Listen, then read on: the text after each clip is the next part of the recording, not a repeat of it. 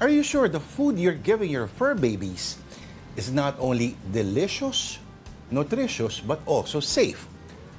The Bureau of Animal Industry is warning against the proliferation of unregistered pet food being sold online. The story from Mobile Journal, Marymon Reyes again. Sa mga may alagang pets dyan, alam nyo ba talaga ang pinapakain nyo sa babies nyo? O basta-basta lang kayong bumibili ng pet food?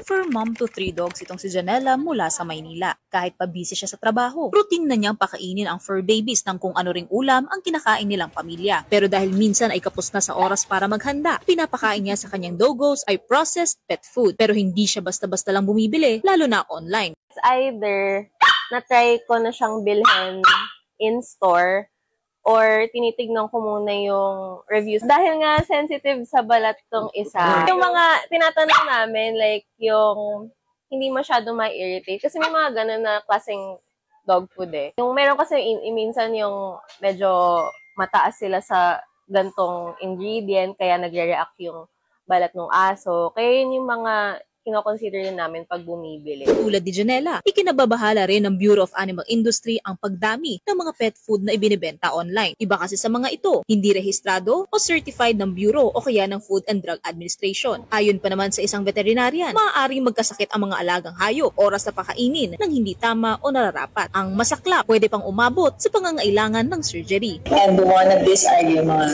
bladder stones, which is yung mga excess or it is caused by the imbalances of minerals and proteins na nasa loob ng kinakain nila. Nakakamatay talaga or nakakasira ng kidney ang pagkakaroon ng pangit na diet. Kaya naman bago raw mamili ng pet food, ugaliing magtanong sa profesional o mag-research. The convenience na yon, it comes with health issues as well. I am an advocate for natural feeding, for healthy food for dogs and cats. And syempre, whatever you put in a bag, hindi na yan fresh or ano na siya, it's really process na. Yung pag-aalaga ng aso at pusa is a commitment. Ayon naman sa isang pet food and supply shop, hindi pa nila dama ang epekto ng naglipa ng online sellers ng pareho ng ibinebenta nila. Pero paalala nila sa pet owners, mas mabuting sa physical stores talaga bibili. Kasi merong basta-basta nalang pinapakain kasi tapos pagdating sa ano nila, doon nagkakaroon ng sakit ng sa atay. Dito po kasi mas titingnan po talaga nila kung ano po yung ingredient po nung ipapakain po sa dog nila. Tsaka pwede din po itanong sa mga staff po kung ano po yung best po na para po sa mga pet po nila.